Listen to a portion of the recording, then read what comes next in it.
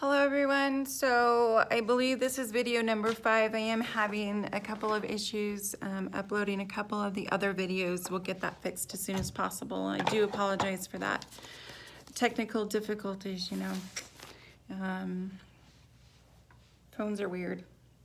So with that being said, I hope everybody is having a great day. Just a recap on what we have been talking about over since yesterday in the videos that I have been doing about Exodus, why we're here, or setting the scene of why we are here, God's power, the power that he's trying to show you by obeying the commandments, his laws and statutes, the power that he gave Moses, which he gave him gifts, which he gives all of us gifts, and he was showing Moses. And he was bringing the Israelites out of the slavery of the Egyptians and, using that in today's world and in our lives in particular. How many times have God brought us out of slavery and out of our slavery to self, slavery to our thinking, slavery to addictions, anything really. So throughout the first 19 pages of Exodus, the people, they're being moved out of slavery, and as they're continuing on their journey, they're in constant complaining, and so we do that too. We just pray like this one time, can you please just get me out of this situation? And I'm going to do this and I'm going to do that. And that's what's going on right now. Chapter 20 is actually the actual 10 commandments. If you're interested in knowing more about the other videos, then please go ahead and go back and watch those videos. So with that being said, we're moving forward. Again, this is Exodus 20, and now we're going to learn what the 10 commandments are, how we can apply them in our life. So, chapter 20, and God spoke all these words, saying, I am the Lord your God, who brought you out of the land of Egypt, out of the house of slavery. You shall not make yourself a carved image or any likeness of anything that is in heaven above, or that is on earth beneath, or that is in the water under the earth. You shall not bow down to them or serve them, for I am the Lord your God, am a jealous God, visiting the iniquity of the fathers on the children, on the third and fourth generation of those who hate me, but showing steadfast love to thousands of those who love me and keep my commandments. So that was the first 3 commandments. So what he's talking about is we don't love anything more than him. And if we love anything more than him, then that is considered a God.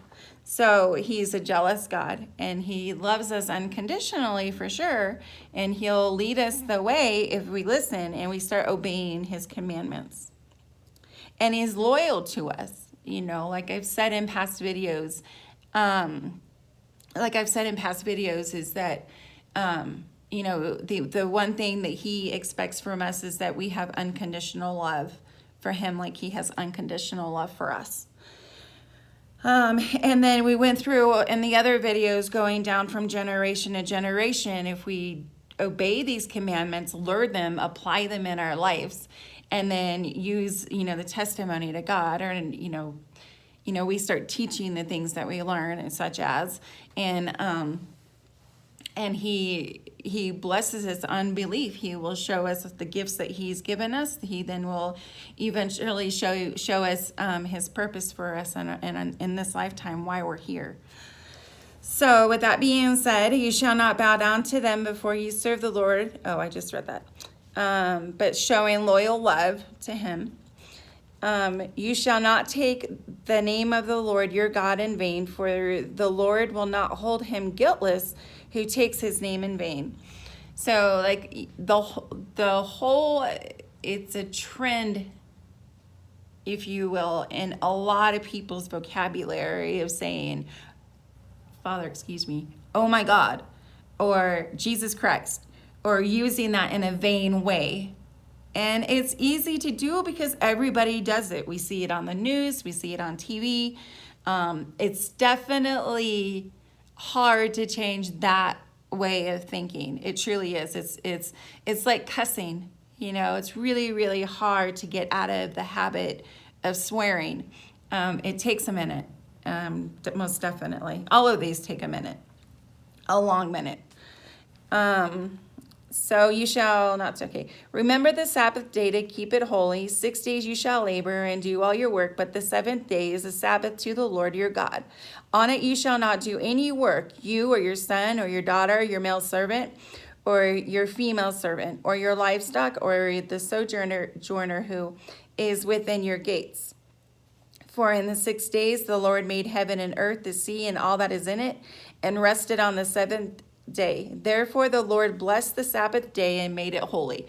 So whatever Sabbath day is for you, it doesn't specifically say. So I know there's a lot of people that work 6 days, and their day that they are allowed to rest, is on, it could be on a Tuesday, it could be on any day of the week. So, I guess that is for what it is for you. So just take time to rest and thank him. We should be in the mindset of thanking him every day, which is a perfect way of getting to, for him to show us to obey these commandments. There's a reason why these commandments are written the way that they are, and that's for us to have faith. And if you go back and listen to the story of Moses and anything before here setting the stage, then you'll understand what's being said here. The next one, honor your father and your mother, that your days may be long in the land that the Lord your God is giving you. We have problems with our mom and our dad. A lot of us come from broken families, and it's really, really hard to blame, to not blame, well, you did this to me when I was a kid, or you put me in this situation, or whatever. When in reality, we should love them. We should love them no matter what, because we should love them no matter what. They put us on this planet. All problems come from God. There comes a time in our life we have to take responsibility for ourselves no matter how we were brought up. It's our fault that we get into situations. And if your mom and dad didn't know, they did the best that they knew how to do, then, we must love them. They're not really to blame per se. It probably happened before them and before them and before then and before then. Goes way back to generation to generation. That's why when the promises are written, they are written and said, I will bless you I will give you what everybody else denied me of. That's what he says. That's what God says. So he's going to bless you with everything that he was trying to tell everybody from generation to generation. If you follow through with this and break those curses, if you will. And he actually does say here, if you don't, I think it's in Deuteronomy, don't quote me on that, but I think it's in Deuteronomy where it says, hey, I will curse you. I will curse if you don't obey my commandments, just like Phorah. He was teaching the laws and the statutes, and Phorah wasn't listening, although God hardened his heart.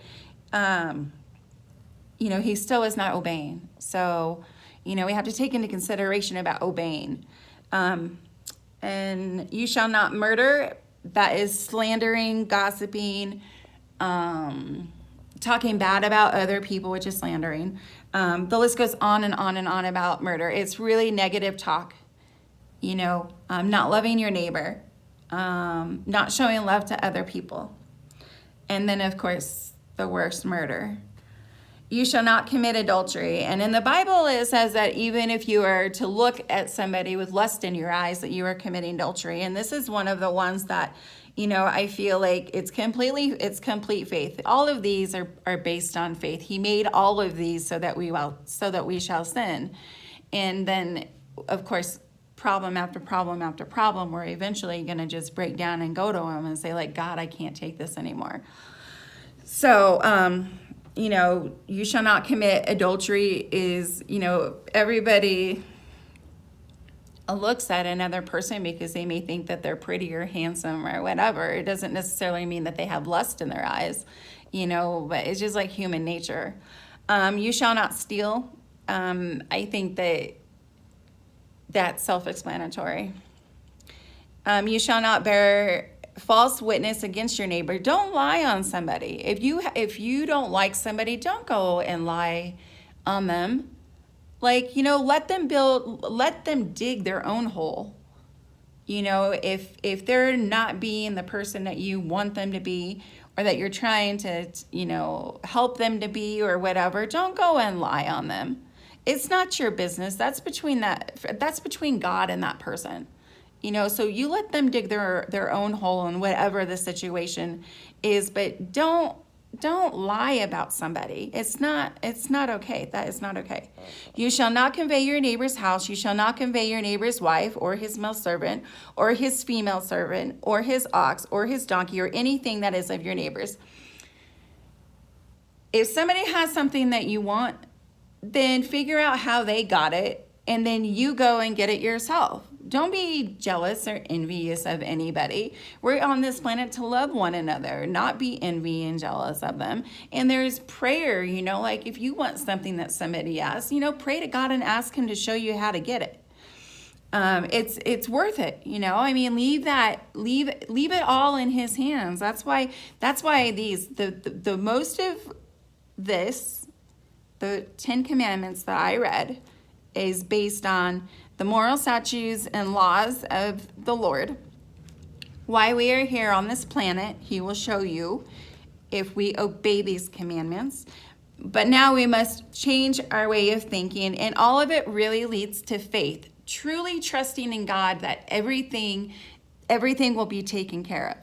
It's not an easy mindset. It takes a lot of practice and the want. However, when you start doing it, I know for me, in my journey, and I've said this over and over again, but I've been on this journey I took my first leap of faith November 1st of 2013.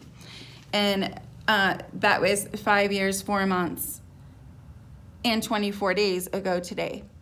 And during this time, he was changing my way of thinking to be of his. And I didn't even learn these 10 commandments. And I didn't know what they were. I was not shown them. I was not led to them during this time of change, up until I just spent 6 months in jail. And then when I was led to them, I thought, oh my gosh, he was teaching me the 10 commandments through this spiritual journey. So then it kind of put the icing on the cake for me with him on exactly what he wanted me to do. How am I going to teach people to have their purpose in life when I didn't know the format? I didn't know all of the format of what he was teaching me. So I was grateful when I came across Exodus and the 10 Commandments, because it explained a lot for me in my spiritual journey. So I'm going to continue. Now when all of the people saw the thunder and the flashes of the lightning and the sound of the trumpet and the mountain smoking, the people were afraid and trembled, and they stood far off and said to Moses, you speak to us and we will listen, but do not let God speak to us lest we die. So they're standing at the bottom of the mountain. God is up on the top of the mountain, and all of this stuff is going on. And earlier on another video, the video before this, leading up to the 10 Commandments, he was telling them, if you come close to the mountain, you will be dead. And he did say that he was going to say the 10 Commandments. He didn't say it like that, but he said, I am going to speak to you, Moses, and the people will be able to hear. So do not stand at the 10 Commandments, the mountain, Mount Sinai, but listen. So now, and even before, the people were trembling and stuff, like before in the story of Moses, because God showed him his power, but yet they still kept on complaining about their situations, and they wanted more. God gave something to them, and then they wanted more, and were complaining about what they got. So, keep in mind, like when it says that I took you out of the house of slavery, out of the land of Egypt, and out of the house of slavery, it is saying, I'm taking you away from what you're asking me to do. I'm showing you the unconditional love that I have for you, no matter who you are, no matter where you come from. Just trust me. And if I answer one of your prayers, then don't complain or don't want more than what I'm already giving you. So now when all the people, and Moses said, okay. Moses said to the people, do not fear, for God has come to test you, that the fear of him may be before you, that you may not sin.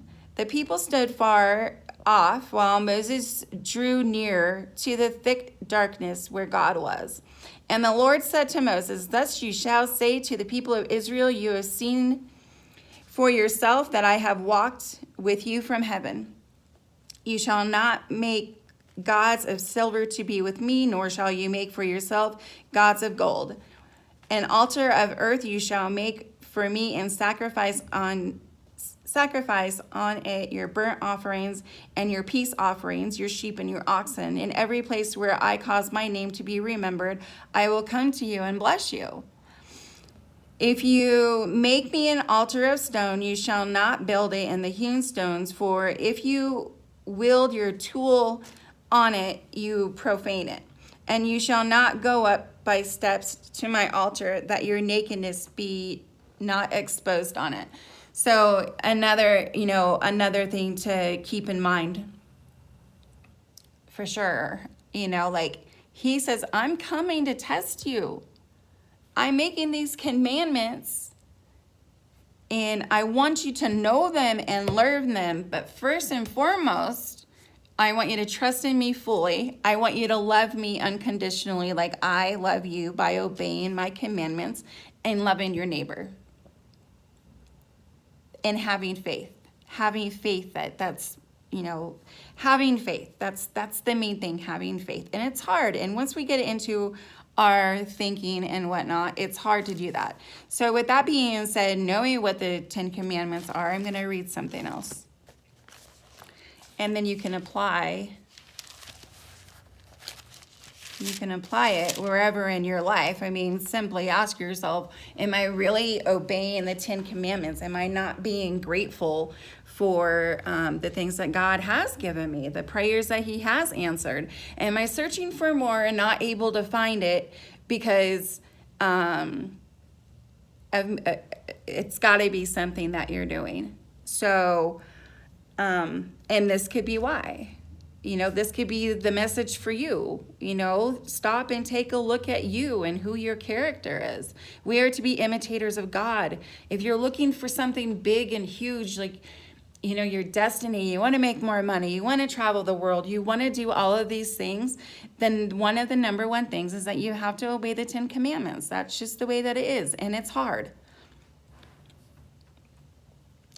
So I'm going to read from 2 Timothy, and I've read this before. I don't know that I read it on video, but I'm going to read this in lieu of the 10 Commandments that I just read you, with it being of love and having faith, which is really what the 10 Commandments are. And to keep in mind that he came to test us. Are you really going to obey me? Are you really going to listen to my voice? And go back into the story of Moses and the other videos that I did about that, so, we must stop complaining and we must start looking towards him more, knowing him. And he's laid all of this down for us, right? He's laid the 10 Commandments down for us, the story of Moses, which is unbelievable. And we don't listen, so how can we be mad at God? How can we not trust him? Knowing about the parting of the sea to let the Israelites go, doesn't he part the sea for you? Doesn't he part a sea for you? Doesn't he answer your prayers? and then we complain about it and want more. So there's a lot of different things. So, but understand this, that in the last days there will come times of difficulty.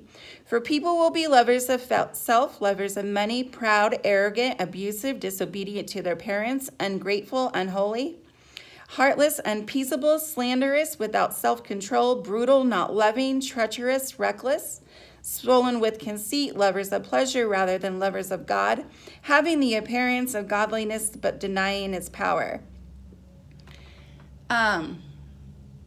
That's our world today. That's why we're not surviving. Or that's why we're only surviving. We're putting out so much negative energy and not listening to what we're being told, that it's putting that negative energy out into the universe. And so that's what you're going to get back.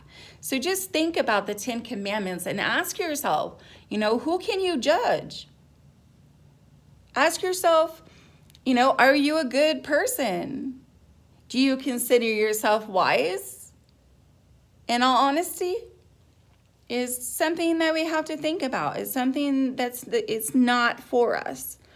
Therefore, if anyone cleanses himself from what is dishonorable, he would be a vessel for honorable use, set apart as holy, useful to the master of the house, ready for every good work. So flee youthful passions and pursue righteousness, faith, love, and peace, along with those who call on the Lord from a pure heart. So, our circumstances don't define us. There's a reason why we're given the 10 Commandments and so forth. And I encourage you that if you're working on yourself, or if you want something better in this life, then to really find somebody that you can follow. I mean, there is 1,000,001 ways to figure out what it is that you want to do. And the reason for that is so that you don't have an excuse to not do it. So learn. Learn. There's a lot of different things that you can do. With that being said, I'm closing the series of Exodus. That's all I know of Exodus, and that's what I've learned. I'm going to continue with Proverbs, and I really, really hope that you guys follow me on Facebook with my live videos on Proverbs, because that really goes in with